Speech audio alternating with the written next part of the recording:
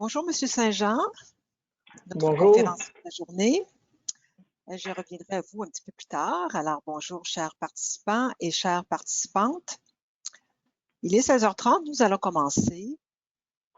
Mon nom est Isabelle Giasson. Je suis donc présidente de l'Association des architectes paysagistes du Québec, une association professionnelle qui regroupe plus de 500 architectes paysagistes agréés au Québec et une centaine de membres stagiaires. Je vous souhaite aujourd'hui la bienvenue à ce 4e rendez-vous virtuel organisé par la APQ. Aujourd'hui, nous tenons à saluer la très forte participation de nos membres stagiaires et adhérents étudiants.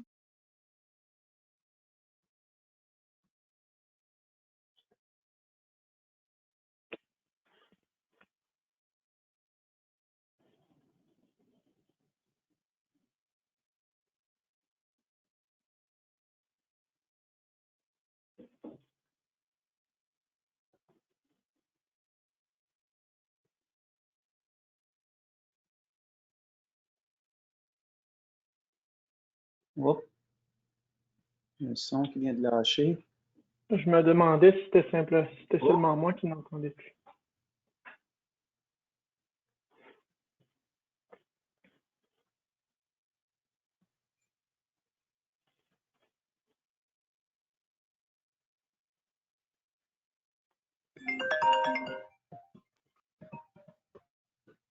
Bon, est-ce que vous m'entendez maintenant? Oui, très bien. D'accord. Alors, je m'excuse, il y a eu un petit problème technique, donc je vais reprendre où j'étais rendue.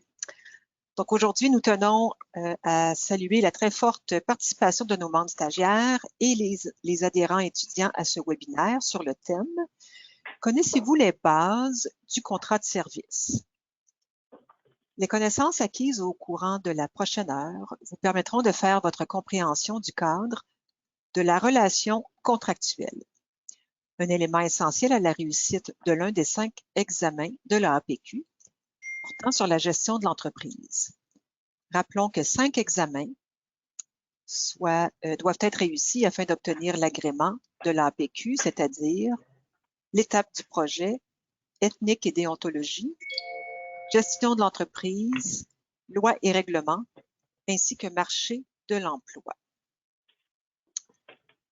Fort d'une entente signée avec la firme Cotney Avocats, prévoyant des échanges de services juridiques, Maître Samuel Saint-Jean abordera par webinaire au courant de l'année différents aspects juridiques pertinents à l'exercice de notre profession. Cotney Avocats se consacre à la représentation d'entrepreneurs, d'architectes, d'ingénieurs, de promoteurs et autres professionnels de la construction au Canada et aux États-Unis. Au Québec, Cotney Avocats et Maître Samuel Saint-Jean s'occupe entre autres de litiges de construction devant les tribunaux de première instance et d'appel, en plus de rédiger et d'analyser des contrats pour les différentes parties prenantes de l'industrie de la construction. Alors, sans plus tarder, Maître Saint-Jean, nous vous remercions d'être parmi nous et nous vous donnons la parole pour ce webinaire sous le thème « Connaissez-vous les bases du contrat de service ?» Nous ouvrirons par la suite une courte période de questions dans le chat prévu à cet effet et je crois que c'est Bernard Bigras qui sera le modérateur du chat. Alors, à vous la parole. Merci. Merci beaucoup. D'abord, je tiens à remercier la APQ puisque c'est ma première allocution, ma première présence devant les membres. Je veux me présenter, Samuel Saint-Jean. Je suis avocat en litige civil et commercial. Tel que Mme Giasson le dit, j'œuvre au sein de Cotney Avocats et Consultants. On est une entreprise spécialisant son champ d'expertise sur les litiges et les contrats dans l'industrie de la construction et dans les litiges et les contrats de la société civile de façon plus générale également. Je voudrais remercier l'association de me donner l'opportunité d'abord de présenter le webinaire d'aujourd'hui, mais également de rencontrer éventuellement, je l'espère, les membres, en espérant que peut-être la présentation d'aujourd'hui puisse susciter quelques questions ou même des discussions intéressantes. Sans plus tarder, je vais commencer avec notre présentation sur le contrat de service. J'aimerais juste mentionner à tout le monde d'être patient avec moi si jamais il y a quelque chose, là, un bris Internet ou quelque chose du genre. Ce sont les joies du travail à la maison, donc je serai de retour si jamais j'arrête de bouger là, puis que je semble être figé dans le temps. Je vais revenir, c'est mon Internet. Autrement, moi, je ne vois pas mon écran ou les écrans là, des autres gens.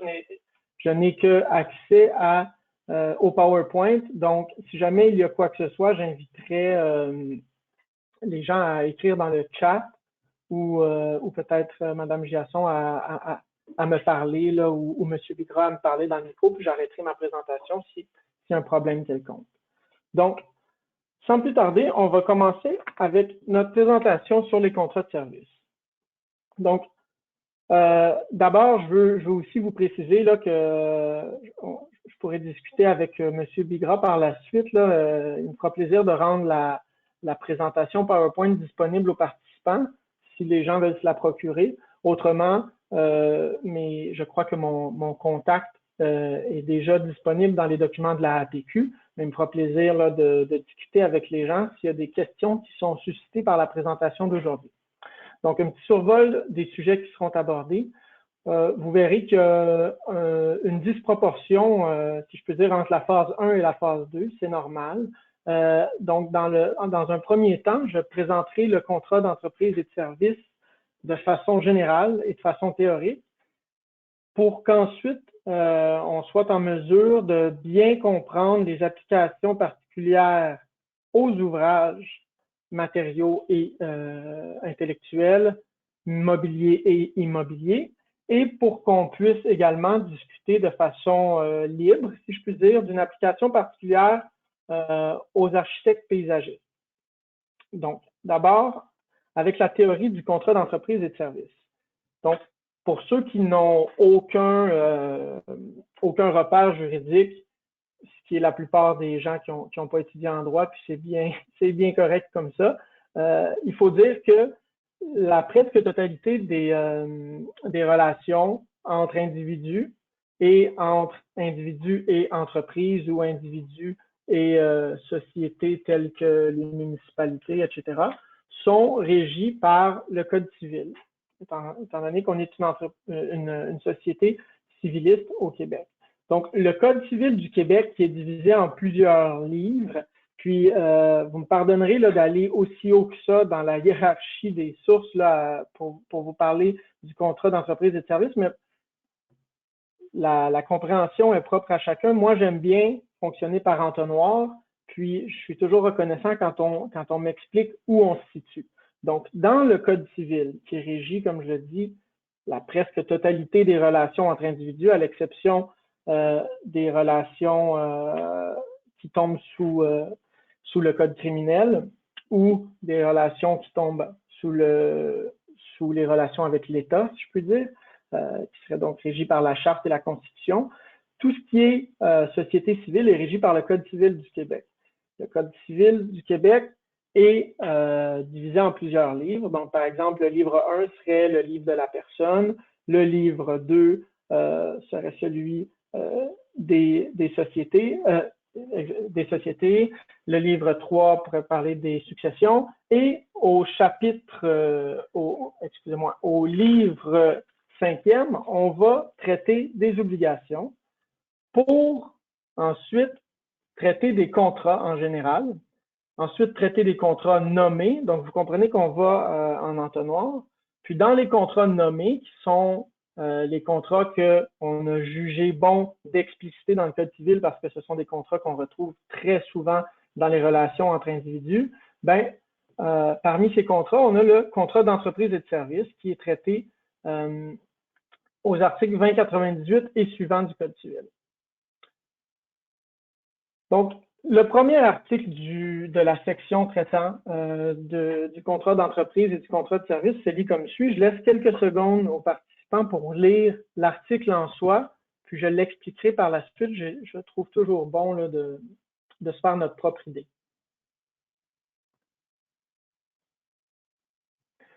Donc, il s'agit véritablement d'une définition, là, rien de plus.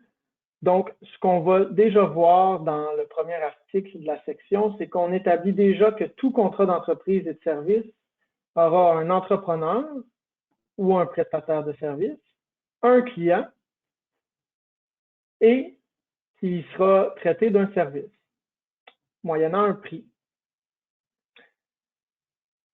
Donc, ce sont vraiment les trois critères que l'on retrouvera dans tout contrat d'entreprise ou de service. Juste pour les gens qui sont perdus et qui se demandent pourquoi je vais aussi là, fondamental que ça dans mon explication du contrat de service, vous verrez un peu plus loin que c'est important de définir les critères qui définissent le contrat de service pour pouvoir le différencier des autres types de contrats nommés avec lesquels on va œuvrer souvent, puis avec lesquels il est facile de confondre le contrat de service. Il y aura des conséquences si on se trompe dans la qualification du contrat auquel on a affaire, parce que les obligations des parties sont évidemment régies là, par le type de contrat qu'on est en train d'utiliser, ce que j'expliquerai un peu plus loin dans la présentation. Donc, on a un entrepreneur ou un prestataire de service, un client et un ouvrage ou un service. L'entrepreneur conçoit et exécute un ouvrage qui peut être matériel ou intellectuel. Le prestataire de service rend un service.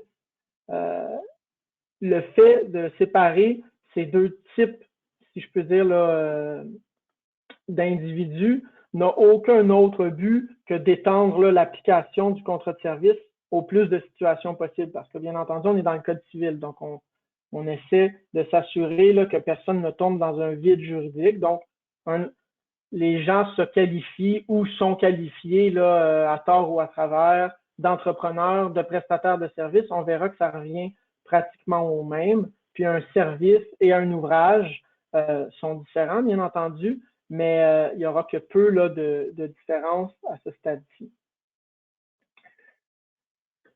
Donc, l'article suivant traite d'un caractère fondamental du contrat d'entreprise, c'est-à-dire la relation entre l'entrepreneur ou le prestataire de service et son client, c'est-à-dire que l'entrepreneur a le libre choix des moyens d'exécution et qu'il n'existe aucun lien de subordination entre l'entrepreneur et le client. Donc, comme je vous disais un peu plus tôt, là, pour les fins là, de simplifier la présentation, je vais utiliser entrepreneur ou prestataire de service. Je vais les utiliser de façon interchangeable. Pour les fins de la présentation, ça va vouloir dire la même chose. Donc, l'entrepreneur, ce qu'on dit ici, c'est qu'il n'est pas subordonné à son client. Encore une fois, vous verrez un peu plus loin l'importance de cette caractéristique. Donc, si on revient à notre qualification générale, on a un entrepreneur, on a un client, un ouvrage ou un service. On a le libre choix des moyens d'exécution et aucun lien de subordination. Donc ici, on a vraiment les 5 éléments clés qui vont nous permettre de conclure qu'on est en présence d'un contrat de service. Vous allez me dire, oui, mais Sam, pourquoi j'ai besoin que tu m'expliques tout ça? Moi, c'est écrit contrat de service sur le contrat que je signe avec mon client, donc on s'entend tous pour dire que c'est un contrat de service, sauf que on verra que la Cour ne se borne pas à lire le titre du contrat qu'on aura écrit. C'est pas parce que j'écris contrat de mariage sur un contrat que nécessairement je suis en train de me marier avec mon client. Ce sont les relations, les actions, puis les obligations de chacune des parties qui vont définir en présence de quelle sorte de contrat qu'on se trouve. Donc, le cas échéant, dans un contrat de service. Donc, à l'article 2100 du Code civil, on traite de l'étendue du contrat d'entreprise et du contrat de service. Je vais vous laisser quelques secondes pour lire l'article et les points en gras qui sont plus importants. Donc, vous voyez qu'on tombe déjà ici dans les obligations, dans une moindre mesure, du prestataire de service, et on vient vraiment définir de quelle façon agira le prestataire de service dans sa prestation. Donc, il doit agir dans le meilleur intérêt de ses clients, avec prudence et diligence. conformément aux usages et règles de l'art, conformément au contrat, bien entendu. Puis on vient déjà ici ajouter une petite précision au deuxième alinéa. On dit que certains contrats de service peuvent créer des obligations de résultat par opposition à une obligation de moyens. Puis que lorsqu'on crée une obligation de résultat, la seule façon de se dégager de la responsabilité, ce sera en prouvant la force majeure. Une obligation de résultat, c'est autrement dit une garantie. Je m'engage à te fournir 18 boîtes de papier mouchoir, ben, c'est une obligation de résultat. Je dois fournir les 18 boîtes, puis si je ne rencontre pas mon obligation, ben, je dois compenser pour les 18 boîtes de mouchoirs, à moins qu'il y ait eu une force majeure. Par ailleurs, si c'est une obligation de moyens, ben, je m'engage à tenter du mieux que je peux de fournir les boîtes de mouchoirs. Donc, on verra qu'il y a vraiment des distinctions importantes. Mais bon, a priori, on vient établir ici là, un peu les obligations du prestataire de service. Donc, vous verrez dans la présentation, je ne sais pas si parmi vous, là, lesquels ont l'habitude de présentation d'avocat, moi, j'ai l'habitude, j'en suis beaucoup, là, entre autres, là, en raison de mes obligations de formation continue. Puis même moi, en tant qu'avocat, je trouve ça tellement ennuyant quand on me bourre d'exemples jurisprudentiels. Je préfère qu'on me parle de la théorie, puis qu'on parle ensuite d'exemples qui s'appliqueront aux situations des membres là, de l'association, plutôt que vous bourrer d'exemples jurisprudentiels. Par contre, à quelques reprises, j'aurais tiré de la jurisprudence des exemples qui viendront nous aider à expliciter là, la théorie que je vous montre. Donc, quand on parle de l'intérêt du client et d'agir avec prudence et diligence, évidemment, c'est toujours une question de fait. Est-ce que l'entrepreneur a agi dans l'intérêt du client avec prudence et diligence? Par exemple, dans la décision Construction François contre Richard, une décision contre Richard Inc., et Richard Inc. contre Audet, excusez-moi, une décision là, de 1996, la Cour supérieure a reproché à l'entrepreneur général de ne pas avoir tenu compte des particularités du terrain, ni du fait que les maisons voisines étaient surélevées. Donc, ici, il y a eu des problèmes, il y aura eu des problèmes d'écoulement d'eau, puis ça aura eu évidemment des conséquences néfastes sur la construction pour laquelle la Construction François avait été mandatée. Donc, il y aura eu des écoulements d'eau, il y aura eu des dommages importants au bâtiment. Puis, on viendra juger que l'entrepreneur, prestataire de services, la Construction François et Richard Inc., n'avait pas pris les précautions nécessaires ni agi dans l'intérêt de ses clients. Donc, n'avait pas fait preuve de diligence. Un entrepreneur qui aurait fait preuve de diligence aurait vu que les maisons voisines étaient, par exemple, surélevées. Conformément aux usages et règles de l'art. Donc, ici, on ne s'étalera pas là, sur quelle est la définition de règles d'art, mais à tout le moins, il est nécessaire de dire que ce sont les méthodes reconnues dans un domaine particulier, puis que chaque domaine comporte ses propres règles de l'art. Donc, les entrepreneurs en construction n'auront pas les mêmes règles d'art que les architectes paysagistes. Les architectes paysagistes n'ont pas les mêmes règles d'art que les architectes tout court. Les avocats sont aussi soumis aux règles de leur art. Donc, essentiellement, ce qu'on vient dire en utilisant ça dans l'article 21.00, c'est qu'on vient ajouter aux obligations du prestataire de service pour protéger le client. Et on vient préciser à même la loi, le Code civil, que même s'il n'est pas précisément établi que le prestataire de service rendra tel ou tel service, ben, on vient protéger le client qui s'attendrait raisonnablement à ce que tel service lui soit rendu parce que ça fait partie des usages ou des règles de l'art. Donc, par exemple, si je retiens les services d'une entreprise de paysagement, non pas d'un architecte paysagiste, mais d'une entreprise qui viendra faire le paysagement, ils peuvent être soumis, puis ce sont évidemment toujours des questions de fait qui s'appliquent au cas par cas, mais il pourrait être établi qu'il est d'usage courant qu'on fasse attention au type de terre qui sera utilisé, par exemple. Donc, même s'il n'était pas précisé dans notre contrat que mon contracteur utiliserait tel ou tel type de terre, ben, s'il est prouvé que tous les entrepreneurs en paysagement s'entendent pour dire qu'on utilise tel type de terre, ben, je pourrais prouver que j'étais en mesure de m'attendre à ce que ce soit également le cas dans mon contrat. Finalement, on vient préciser qu'évidemment, le prestataire de service doit agir conformément au contrat, ça va de soi.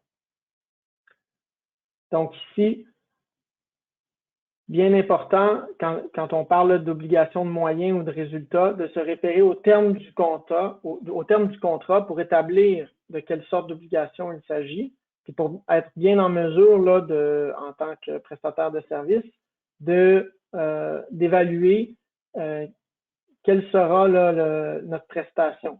Donc, par exemple, un architecte paysagiste à son propre compte qui rendrait là, des services pour aller obtenir des permis auprès de la ville, ben, s'il donne une garantie à l'effet qu'il va obtenir le permis, c'est évidemment pas la même chose que s'il s'engage simplement à tenter d'obtenir le permis. Donc, on verra qu'il y a une différence. Donc, puis finalement, si on est tenu à une obligation de résultat, ben, la force majeure est définie au Code civil à l'article 1470 comme un événement imprévisible et irrésistible. On le verra un peu plus loin. Donc, ça fait le tour des critères, puis de vraiment l'étendue du contrat de service en soi. Il est toujours utile de distinguer avec d'autres types de contrats, d'autres situations, pour vraiment mieux définir notre compréhension de qu'est-ce qu'un contrat de service. Par exemple, le contrat de travail, qui lui est régi par les articles 2085 et suivants. Je laisse quelques secondes aux gens pour le lire.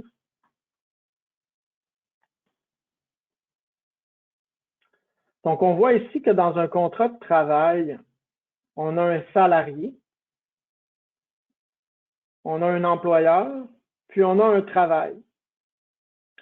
Donc, il serait peut-être tentant pour certains de faire le parallèle entre le salarié et l'entrepreneur ou le prestataire de service, le travail et l'ouvrage à être rendu ou le service, puis l'employeur et le client.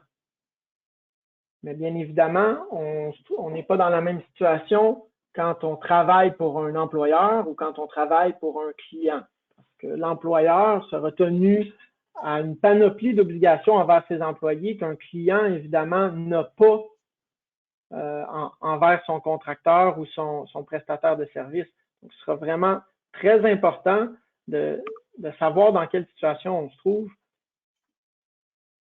J'ai cru entendre un bruit dans le micro. Est-ce qu'il y avait une intervention?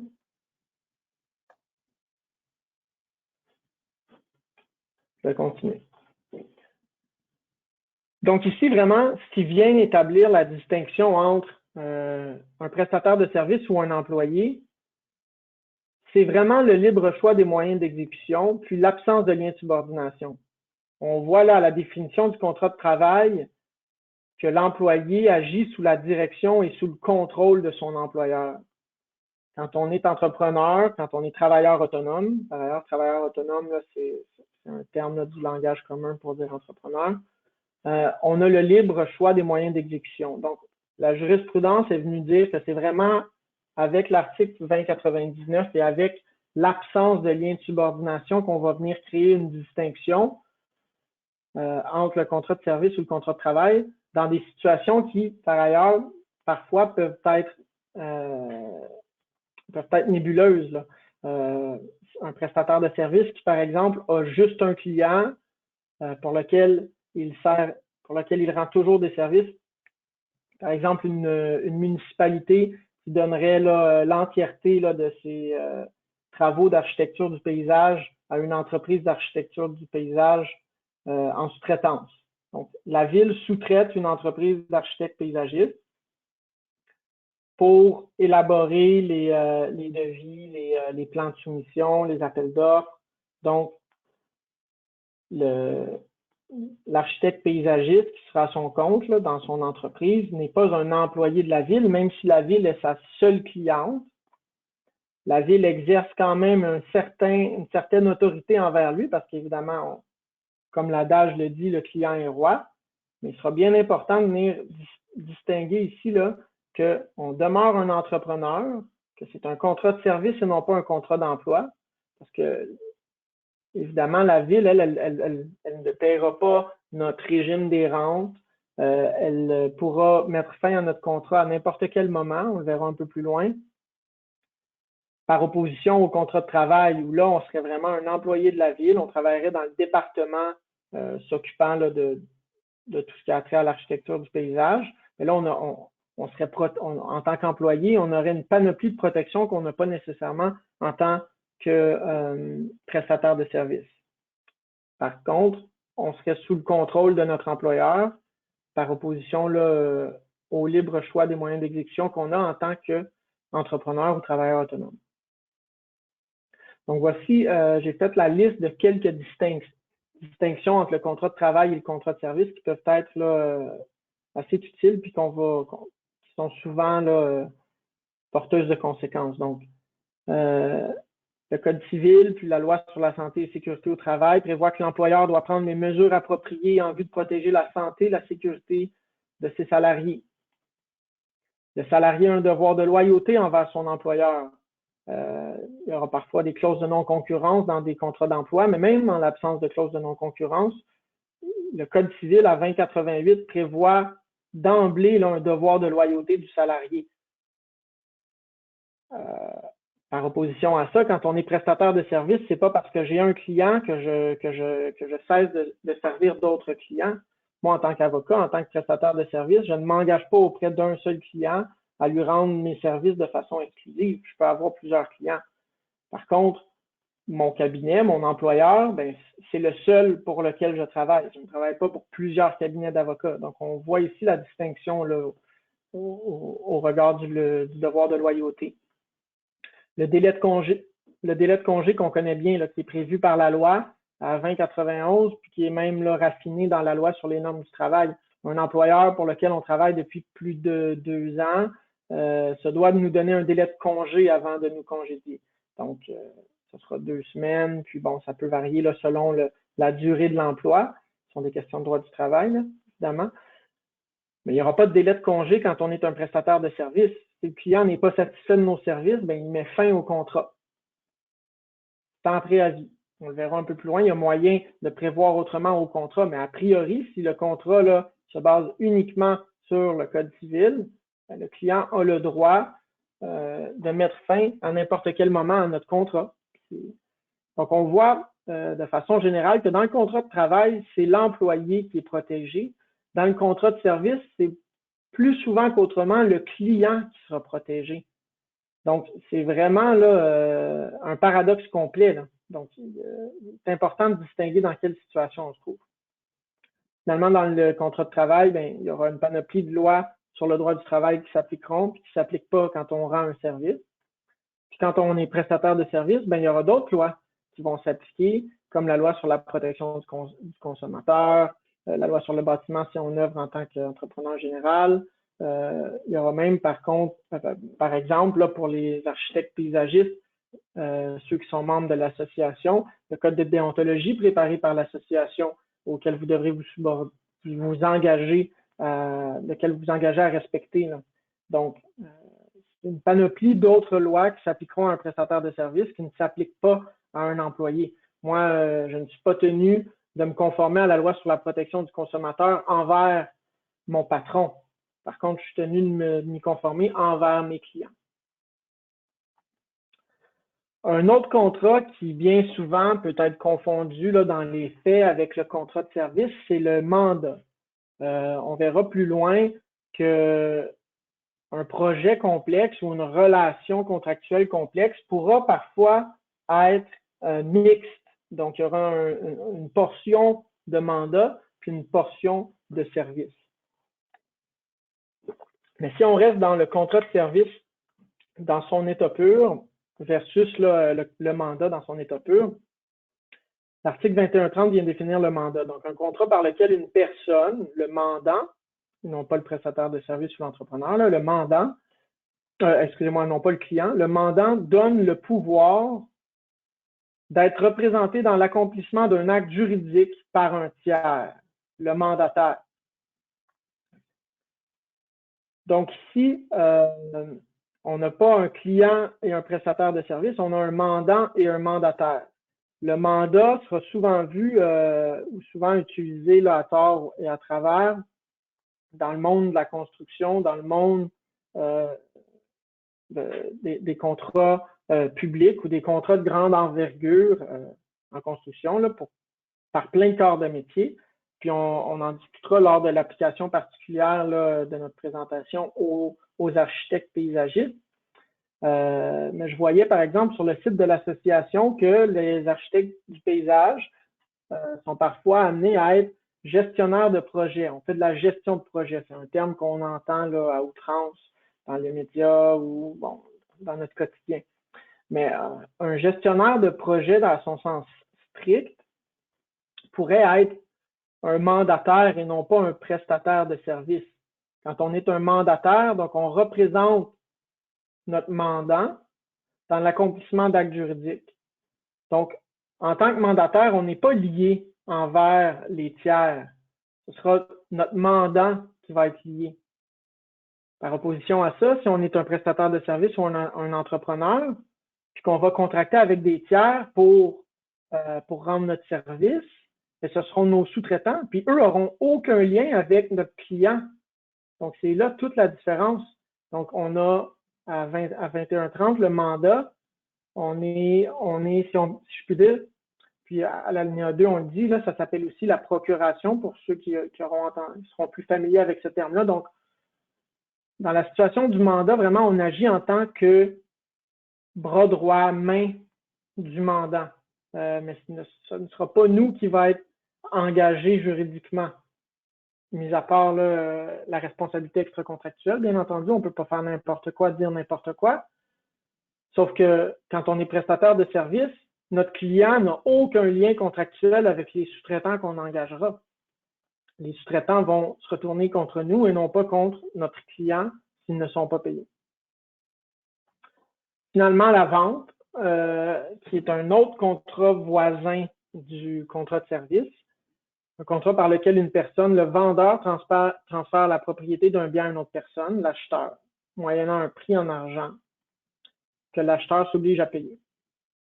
Donc, la raison pour laquelle on inclut souvent la vente dans les présentations sur les contrats de service, puis la raison pour laquelle il peut être utile là, de venir expliciter les différences, c'est qu'un contrat de service, bien souvent, ou disons un contrat d'entrepreneur ou d'ouvrage, donc on se rappelle qu'au début, on a dit que le prestataire de service rendait des services. Donc, souvent, ça va être immatériel. Un prestataire de service pourrait venir déneiger mon entrée de cour. Il n'y aura rien qui me sera, j'aurai pas un bien à la fin de notre relation contractuelle. Un entrepreneur, par exemple, ou un architecte qui conçoit et qui exécute un ouvrage, que ce soit réel ou intellectuel, que ce soit une maison ou des plans de maison. Les plans de maison, c'est un ouvrage intellectuel. Donc, il y a une vente en quelque sorte qui s'opère. Je deviens propriétaire de la maison. Par contre, même si il y a une vente qui s'opère de façon accessoire à mon contrat de service, c'est important de distinguer avec le contrat de vente pur parce qu'encore une fois, les obligations ne seront pas les mêmes. Les obligations d'un vendeur, celles d'un entrepreneur ne sont pas les mêmes. Mais par contre, il y aura toujours, comme on le verra un peu plus loin, possibilité qu'une vente soit accessoire au contrat de service. Donc maintenant, une fois qu'on a établi là, de façon un peu plus claire le contrat de service dans sa définition, on va venir aborder les droits et obligations des parties, ce qui nous intéresse le plus souvent. Donc, à l'article 2101, le Code civil traite des dispositions applicables tant aux services qu'aux ouvrages et vient déjà marquer une autre différence. Si je peux reprendre l'exemple, par exemple, du contrat de travail. Donc, un prestataire de service ou un entrepreneur à 2101 a le droit de s'adjoindre d'un tiers pour exécuter le contrat. C'est ce qu'on appelle communément la sous-traitance. Bien évidemment, un employé ne peut pas déléguer ses tâches, à moins que ce soit là, à l'intérieur même de ses tâches, là, de pouvoir les déléguer si on est superviseur au sein de notre entreprise.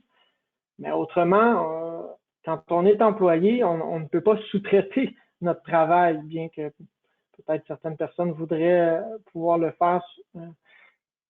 C'est pas dans la nature du contrat de travail. Tandis que dans un contrat de service, étant donné qu'il n'y a aucun lien de subordination, étant donné qu'on a vu un peu plus tôt que l'entrepreneur a le libre choix des moyens d'exécution, ben ça inclut la possibilité de donner l'entièreté du contrat en sous-traitance. Il y aura une petite exception à cette règle-là. C'est le début de l'article, on le voit, à moins que le contrat n'ait été conclu en considération des qualités personnelles de l'entrepreneur. Donc, si je viens en tant que client de façon explicite dire c'est toi que je veux comme architecte, je ne veux personne d'autre, j'ai vu ce que tu as fait, ton travail est excellent, mais là ici, ça pourra avoir pour effet de venir mitiger là, la portée de l'article 2101, puis l'entrepreneur ou le prestataire de service, architecte, que je retiendrai dans ce cas-là, ne pourra plus s'adjoindre, pourra s'adjoindre un tiers, mais ne pourra plus sous-traiter la totalité du contrat pour dessiner, par exemple, mon réaménagement, parce que j'ai, de façon explicite, dit que je concluais le service en considération de ses qualités personnelles. Mais bon, à moins que ce ne soit dit, la règle sera que tout entrepreneur ou prestataire de service a le libre choix des moyens d'exécution et peut donc sous-traiter tout ou partie du contrat. On voit ensuite qu'il conserve néanmoins la responsabilité de l'exécution. Ici, c'est très important. Évidemment, comme on l'a dit un peu plus tôt, on n'est pas dans un cas de mandat. Okay, on est dans un cas de prestation de service ou de réalisation d'un ouvrage. Donc, c'est ici une autre des distinctions importantes avec le mandat. Si le mandant ne paye pas les tiers avec lesquels il a été lié contractuellement là, au résultat de mes démarches en tant que mandataire, ben, c'est une relation qui les regardera. À l'inverse, en tant que prestataire de service, je suis le seul qui discute avec le client, je suis la seule contrepartie du client. Donc, je conserve l'entière responsabilité pour l'exécution du contrat et ça, même si j'ai donné l'entièreté du contrat en sous-traitance. On verra un peu plus loin qu'il y aura possibilité d'avoir une chaîne de responsabilité. Donc, le client me tiendra responsable pour la mauvaise exécution ou l'inexécution du contrat. Je pourrais ensuite me retourner vers mon sous-traitant puisque moi, je me retrouverai alors à être le client de mon sous-traitant. On aura donc deux contrats de service. Mais entre le client et le sous-traitant, il n'y a aucune relation directe.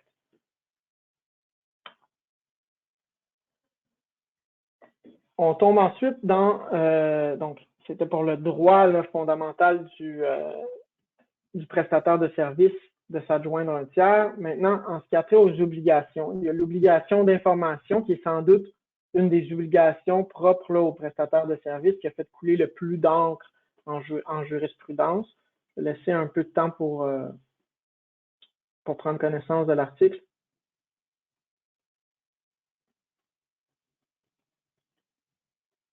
Donc, on voit ici, on vient. Donc, réellement, là, tout le chapitre sur le contrat de service, c'est vraiment une recette. Hein. Puis c'est ça qui est le Code civil, c'est ça que sont les lois la plupart du temps, mais ce sont des recettes à suivre pour effectuer une relation. Donc, ici, on parle de la relation du contrat de service. Donc, un des ingrédients, c'est que l'entrepreneur doit transmettre toute l'information utile relativement à la nature de la tâche qu'il s'engage à effectuer, ainsi que relativement aux biens et au temps nécessaire à cette fin. Donc, ici, ce que ça vient dire, c'est que si on retient mes services, j'ai a priori une obligation d'information envers mon client. Même s'il n'est pas prévu au contrat que je dois tenir mon client informé de l'avancement de son dossier, j'ai l'obligation légale de lui transmettre toute l'information. Et ça, c'est tant avant que pendant. Donc, ça vise les conséquences possibles de nos travaux.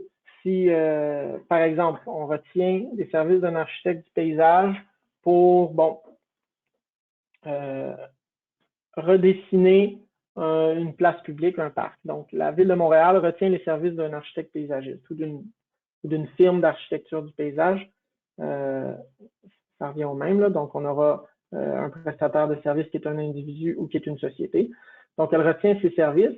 Ben, l'architecte paysagiste a non seulement l'obligation de tenir la ville informée de tout ce qui est nécessaire à la réalisation du contrat, mais a également l'obligation d'informer sa cliente de toutes les conséquences possibles des travaux. Donc, une cliente qui voudrait, par exemple, parce qu'on l'a vu un peu plus tôt, on a le libre choix de l'exécution du contrat en tant que prestataire de service. Mais bien souvent, le client va nous dire ce à quoi il s'attend. Donc, on aurait peut-être des gens à l'interne à la ville qui vont nous dire, qui vont nous faire part de leurs attentes, qui vont nous faire part même de critères, de choses qui sont nécessaires à la réalisation de l'ouvrage. Donc, on a l'obligation d'informer en tant qu'expert, en tant que prestataire de service, on a l'obligation d'informer notre cliente de toutes les conséquences possibles de ces choix-là, que ce soit les nôtres ou ceux de la cliente. Puis on a l'obligation, bien entendu, là, de la tenir informée en cours de réalisation de tout changement. Évidemment, la jurisprudence est venue dire que ça ne s'applique pas aux informations que le client est présumé connaître ou possède déjà. Un cas de figure assez classique, un client institutionnel comme une municipalité, comme le MTQ ou comme une grande entreprise qui aurait eux-mêmes un département de design à l'interne. Donc, si je peux faire le parallèle avec les avocats, il m'arrive quand je représente une grande société de faire affaire non pas avec le chef de l'entreprise, mais avec des avocats à l'interne qui décident de déléguer à l'externe certains contrats, certaines tâches d'avocat. Même chose peut arriver là, pour un architecte paysagiste qui ferait affaire à l'interne, qui serait donc à son propre compte et qui prêterait ses services, qui réaliserait un contrat pour un client institutionnel qui aurait des architectes, des designers, tout un département à l'interne. Donc ici, le degré de sophistication du client viendra, bien entendu, moduler notre obligation d'information. Si la personne avec qui je parle à la ville est lui-même ou elle-même un architecte paysagiste, ben, j'ai pas la même obligation d'information que si je parle au maire de la ville qui a étudié en droit, par exemple, puis qui n'a aucune connaissance en architecture du paysage. Donc, on verra que les parties sont obligées de moduler le degré d'information, le degré d'éducation, même parfois, qu'ils vont donner là, à leurs co-contractants, en fonction de la personne avec qui elles parlent. Comme j'ai dit un peu plus tôt, ça subsiste pendant l'entièreté du contrat. Donc, ici, je cite un extrait important de jurisprudence. Donc, on vient dire que les articles 21.00 et 21.02, qu'on a vu un peu plus tôt, sont pertinents à l'obligation d'information qui incombe à l'entrepreneur pendant toute la durée du projet, que l'étendue de cette obligation va dépendre du contexte et doit s'apprécier en fonction des circonstances. Donc, c'est un peu ce que je disais plus tôt. Si la personne à l'interne est elle-même architecte paysagiste, ben, je n'aurai pas la même obligation d'information que si je fais affaire avec quelqu'un qui ne connaît rien au design ou à l'architecture du paysage. Donc, la responsabilité pourra être partagée si l'entrepreneur manque à son obligation de renseignement, mais que le client fait défaut de préciser exactement les travaux voulus. Donc, je disais un peu plus tôt, on se trouve là dans la section des obligations qui sont les obligations du prestataire de service. Donc, le prestataire de service se doit d'informer son client.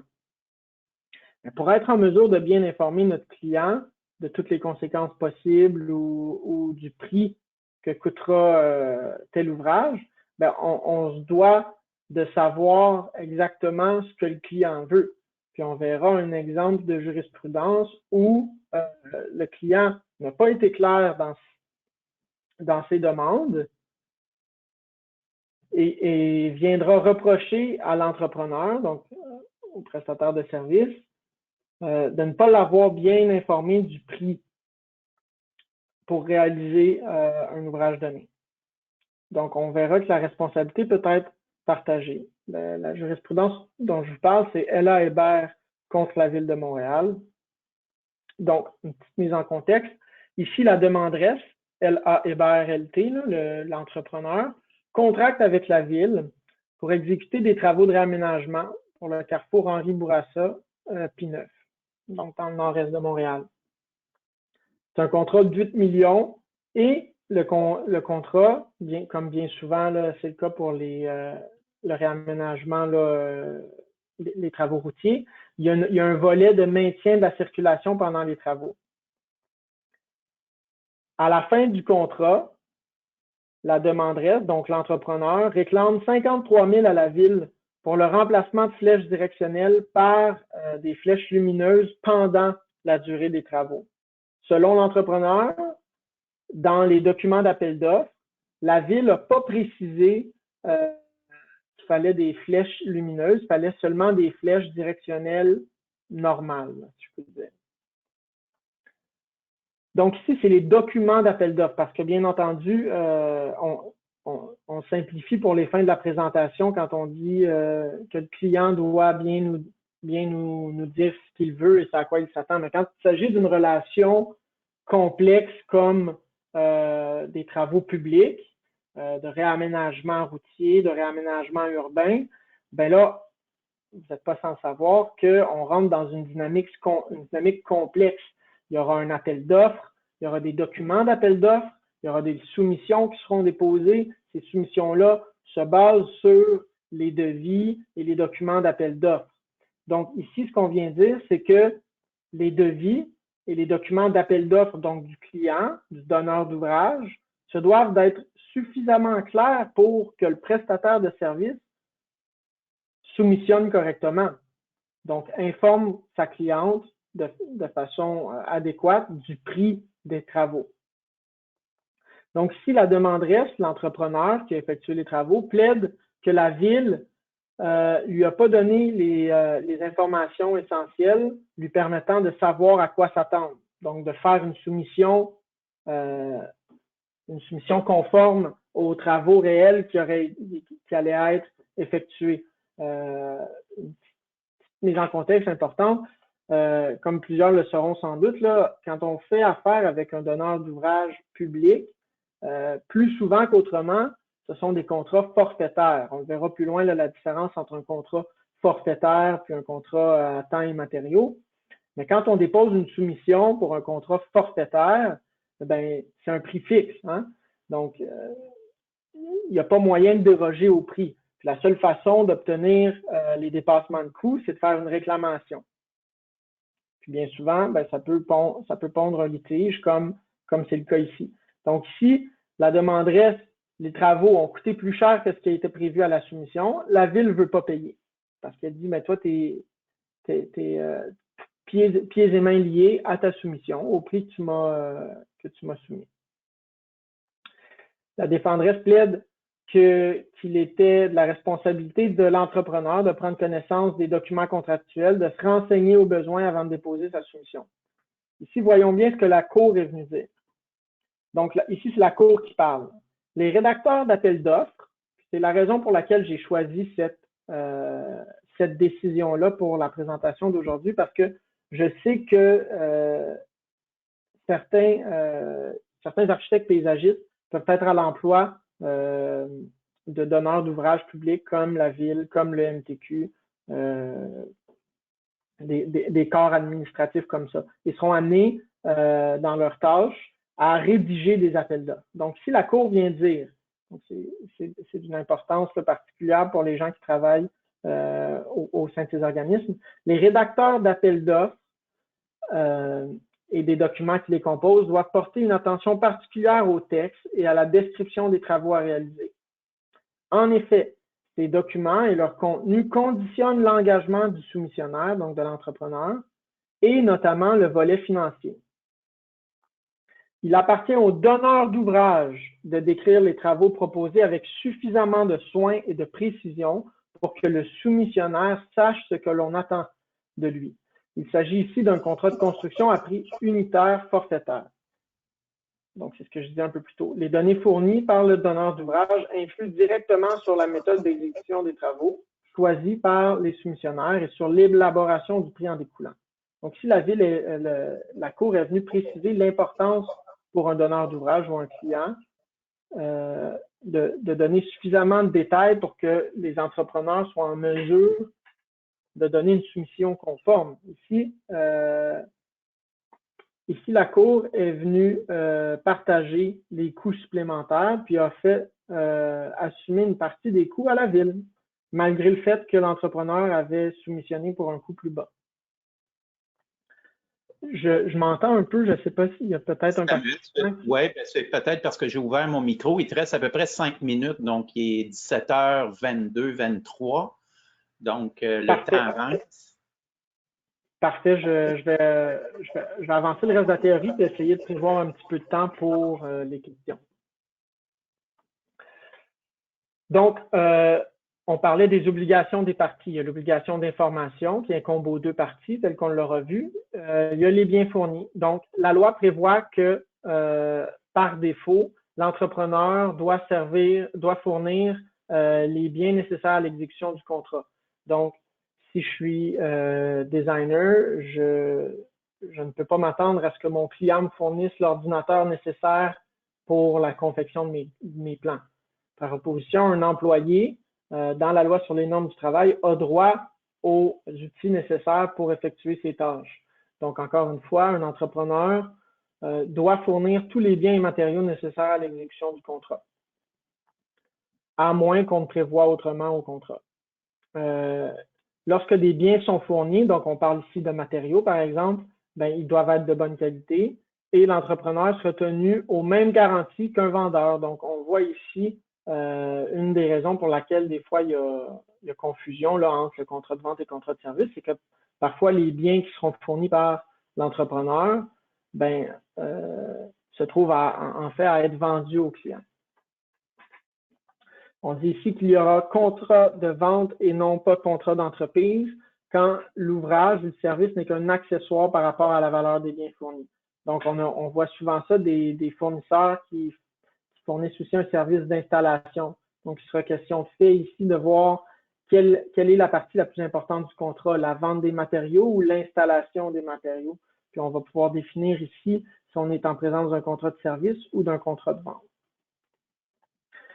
Quand les biens sont fournis par le client, l'entrepreneur doit en user avec soin. Donc, si un client met à notre disposition certains outils, on doit les utiliser avec soin et en rendre compte à la fin de l'utilisation, c'est-à-dire tenir un registre ou de façon plus ou moins sophistiquée, là, une façon de faire le suivi de notre utilisation des biens qui sont fournis par le client.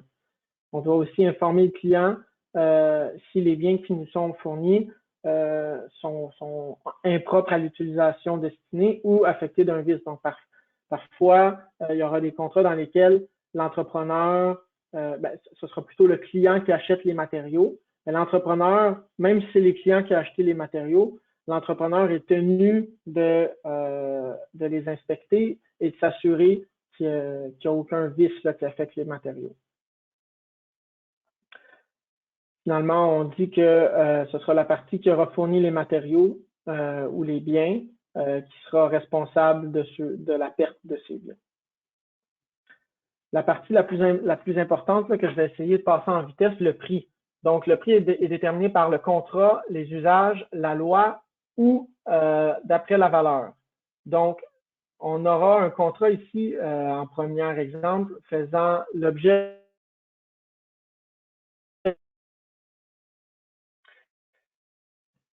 Donc, on a vu un peu plus tôt le prix et détermine le contrat ou qui précède le contrat. Eh bien, l'entrepreneur est tenu à son prix et doit justifier l'augmentation du prix. Donc, on n'est pas ici dans un contrat forfaitaire, on est dans un contrat ayant fait l'objet d'un estimé seulement, mais le contrat est quand même sujet à cet estimé et l'entrepreneur.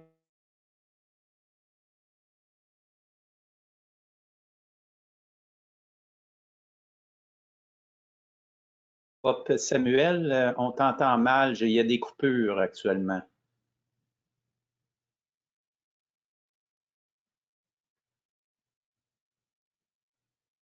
Donc, il semble y avoir un petit problème technique. Il doit y avoir quelqu'un dans la famille qui a commencé à jouer à un jeu vidéo, qui est revenu de l'école. On connaît tout ça de temps en temps. Ou il est sur le bord d'un lac. C'est possible de prévoir que ça coûterait plus cher au moment de la conclusion du contrat pour pouvoir réclamer le surplus que ça aura coûté. Excuse-moi, on t'entend très mal. Là. Il y a des excusez-moi? Il y a des coupures, alors on t'entend très mal. Donc, peut-être je te demanderais peut-être de conclure parce qu'il y a des coupures sur la ligne.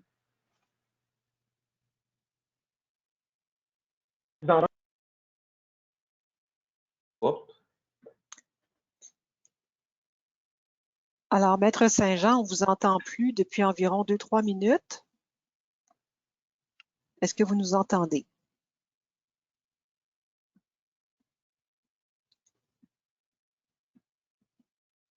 Est-ce qu'il y a un chat, Bernard, sur lequel on peut communiquer avec lui? M'entendez-vous? Ça vient de À couper. peine. Hop, on vient de perdre la communication, je pense. J'ai l'impression qu'il a fermé sa caméra pour avoir uniquement son PowerPoint. Est-ce que ça se peut? Ah, Ouais. j'ai recommencé à vous entendre. Est-ce que vous me voyez mieux maintenant? On ne vous voit pas, mais on voit bien la présentation PowerPoint. Donc, on pourrait peut-être poursuivre sans la vidéo du présentateur.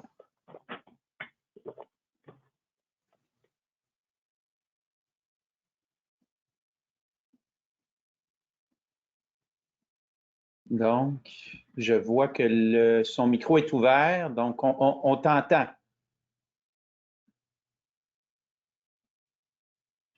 Alors, je pense que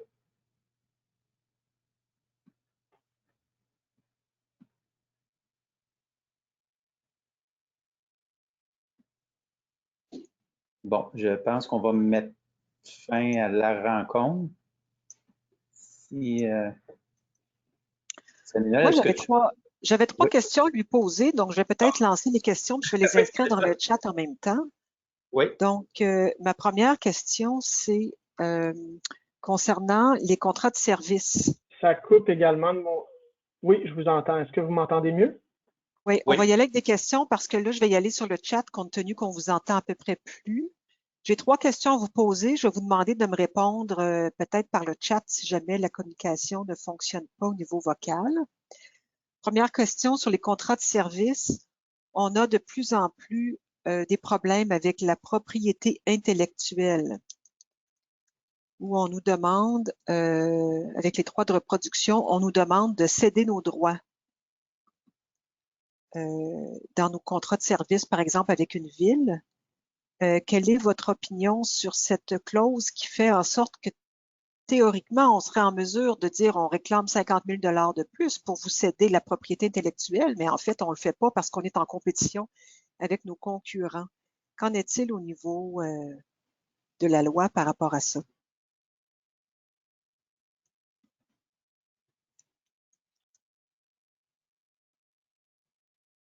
Allô? On vous entend pas, M. Saint-Jean. Excusez-moi, ça a coupé énormément. Ça vient tout juste de reprendre, je crois.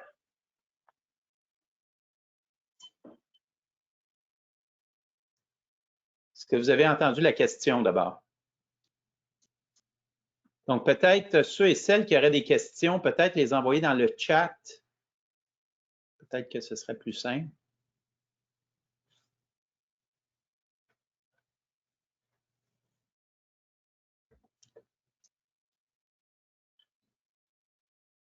Donc, Alors, ma deuxième question, c'est que lorsqu'on applique notre sceau professionnel d'architecte paysagiste sur les plans et devis, est-ce que ça doit être le patron qui met son sceau ou l'architecte paysagiste ayant réalisé le dessin?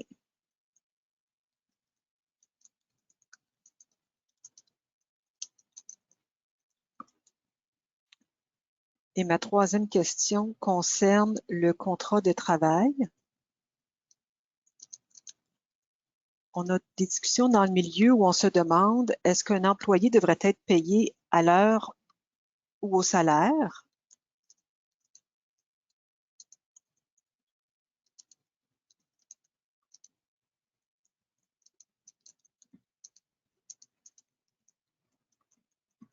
Oui, allô? Oui. oui. Oui, on vous entend.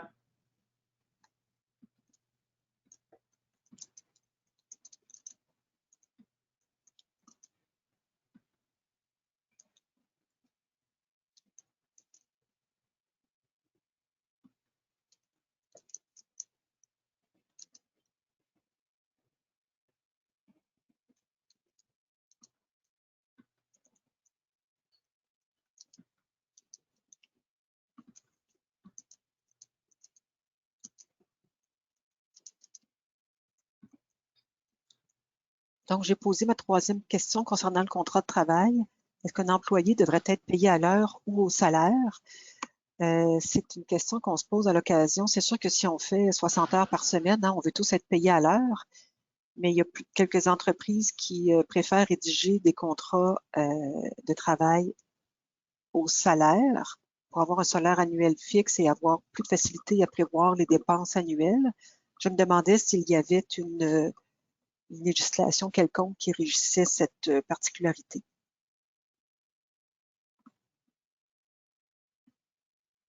Donc, j'ai l'impression qu'on va le perdre. C'est le constat que je fais à ce stade-ci. Ce que je demanderais peut-être à ce stade-ci, parce que là, je ne le vois plus. Donc, ce serait peut-être de nous transmettre directement les questions. Donc, je vous invite peut-être, prenez en note mon courriel, donc dg@aapq.org. Donc, ceux et celles qui ont des questions en regard à la présentation qui a été faite aujourd'hui, de nous transmettre ces questions-là par écrit et nous les ferons parvenir à Samuel Saint-Jean dans les prochaines heures afin qu'il nous apporte peut-être un éclaircissement, sinon une réponse si possible. Qu'est-ce que tu en penses, Isabelle? Bien sûr, c'est une bonne idée. Hop, il est revenu. Est-ce qu'il nous entend? Je vois que son micro, moi, je le vois ouvert.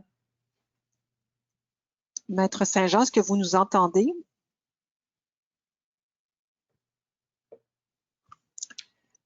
Bon. Moi, je pense qu'il devrait fermer sa caméra au moins pour utiliser moins de bandes passantes. Je vais essayer de... Oui, effectivement. Ne plus partager, hop, ne plus partager sa cam. Est-ce que tu nous entends, Samuel? Oui, je vous entends. Là. Bon. Je pense que c'est mieux ainsi. Donc, il y a des questions qui ont été posées dans le chat. Je vais y aller assez rapidement. Est-ce que tu m'entends? Oui, je vous entends très bien. Bon. Bon, j'en vois un là. J'en vois une. Lorsqu'on propose un bordereau de soumission et que l'entrepreneur fait sa soumission sur cette base, doit-on considérer qu'en cas de mauvaise quantité dans notre bordereau, les coûts supplémentaires seraient hors contrat ou peut-on estimer que l'entrepreneur est supposé coter en considérant toutes les informations et en apportant les correctifs nécessaires au bordereau? en apportant les correctifs nécessaires aux bordereaux qui auront été soumis par le donneur d'ouvrage? C'est ce que je pense, oui. Bien, évidemment, bon, c'est sûr que c'est une question là, toujours de fait et de niveau de précision dans les bordereaux. L'exemple jurisprudentiel que je donnais ici, il n'était pas question du tout des indications lumineuses, là, des flèches lumineuses. Puis il avait fallu plus tard, là, ça avait été exigé d'utiliser les flèches lumineuses pour faire la circulation. Donc, ici, il est clair qu'il n'y avait pas assez de précision dans l'appel d'offres. Mais de ce que je comprends de la question, là, puis le point tournant de la question, ce serait de dire de présumer que l'entrepreneur va apporter les correctifs. Non, puis d'ailleurs, ça a fait déjà l'objet de jurisprudence. On ne peut pas présumer que l'entrepreneur viendra faire les correctifs nécessaires à l'appel d'offres. Il faut que l'appel d'offres soit suffisamment détaillé. Ensuite de ça, ce sera une question de fait, de savoir est-ce que tout entrepreneur aurait été en mesure de s'apercevoir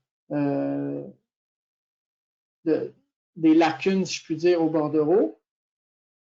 Donc, si c'était tellement outrageux là, que n'importe qui s'en serait rendu compte, peut-être que ça donnerait un résultat différent. Mais a priori, ce qui est important de retenir, je pense, c'est que lorsqu'on est à l'emploi du donneur d'ouvrage et qu'on prépare l'appel d'offres, c'est de donner le plus de détails possible. C'est vraiment une obligation d'information des deux parties, puis ça évite de toute façon les problèmes là, en bout de ligne. OK, parfait. Le saut, Isabelle a posé une question sur le saut sur les plans. Est-ce que ça doit être le patron qui met son saut ou l'architecte paysagiste ayant réalisé le dessin? Quand on travaille au sein d'un cabinet d'architecte paysagiste? Oui. Ben, ici, là, ça déborde un peu du cadre là, du contrat de service. C'est plus disons, du droit professionnel. Puis ensuite de ça, là, on verra les distinctions nécessaires qui doivent être faites là, pour ce qui est des ordres professionnels ou des associations de professionnels. Mais a priori, la personne mettant son sceau, c'est comme si elle signait. Hein? C'est rien de plus qu'une signature. Donc, même moi, en tant qu'avocat, je peux bien effectuer un travail au sein de mon cabinet. Si c'est mon senior qui signe le papier, ben, il y a de fortes chances que vis-à-vis des tiers, ce soit le nom de mon senior qui soit retenu. Donc, la question du sceau à être mis sur les plans, c'est la question de la responsabilité face au client et face au tiers. Donc, a priori, la personne ayant effectué le dessin, si elle est détentrice d'un sceau et qu'elle n'est pas simplement stagiaire, devrait mettre son propre sceau. Ensuite de ça, si quelqu'un d'autre veut s'engager, veut prendre la responsabilité du dessin qui a été effectué par quelqu'un d'autre, peut bien le faire. Sauf qu'il est important de savoir que c'est ce qui comporte la signature. Là, on clame ce travail-là face au tiers. Je ne sais pas si ça répond bien à la question. Là. Contrat de travail, est-ce qu'un employé devrait être payé à l'heure ou au salaire? À partir de quand pouvons-nous utiliser le mode salaire annuel pour que ce soit légitime et légal? Encore une fois, ça déborde peut-être du cadre du contrat de service, puis on pourrait peut-être, je suis désolé pour le petit imbroglio qu'il y a eu là, à Internet. Je l'avais prévu en plus, je l'avais dit en début de présentation. Mais le contrat de travail pourrait peut-être faire l'objet d'une autre présentation plus en profondeur. Ce que je peux dire de façon très superficielle pour l'instant, c'est que ça existe des contrats de travail au salaire annuel. Il n'est pas obligatoire pour un employeur de définir un salaire horaire. Si le salaire qui est défini au contrat de travail est un salaire annuel, ben, il y aura des conséquences qui sont autres que celles si c'est un salaire horaire. Par exemple, quand on travaille à un salaire horaire, ben là, il y a la semaine normale de travail qui est de 40 heures semaine. Quand on travaille à un taux annuel, ben, il faut savoir qu'en bout de compte, au bout de l'année, notre salaire annuel ne peut pas avoir pour effet de faire en sorte qu'on est payé moins que le salaire minimum. OK? Donc, c'est tout à fait la réponse courte, c'est que c'est tout à fait légal de faire un contrat de travail avec un salaire annuel.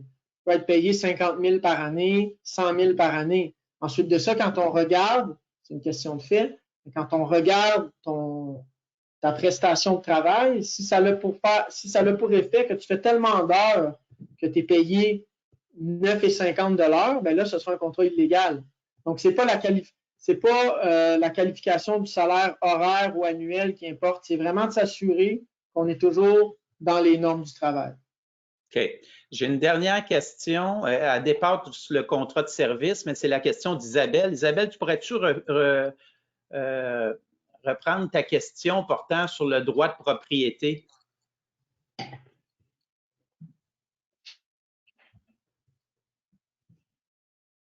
Tu as posé une question sur la propriété, sur la propriété intellectuelle. Pouvons-nous prétendre que c'est légal dans le contrat de service? Isabelle, ouvre ton micro, s'il te plaît.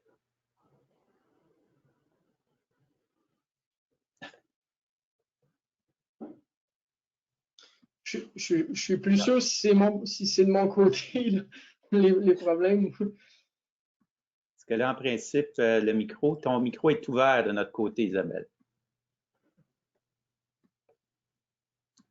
Bon, écoutez, Isabelle, je vois que ton micro de notre côté est ouvert.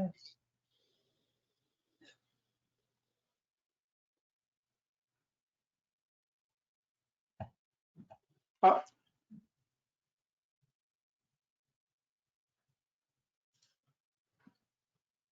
Bon. Ici j'ai Mme Giasson qui dit qu'on peut la relire. Oui, c'est inscrit contrat de service, virgule, propriété intellectuelle. Pouvons-nous prétendre que c'est légal? OK. Ben, je vais tenter de répondre selon ma compréhension de la question, mais la question du transfert de propriété intellectuelle et la question du service à rendre sont deux questions distinctes. OK? Donc, quand un architecte ou un designer travaille à son propre compte, ben, il rend un service à quelqu'un, il lui dessine des plans.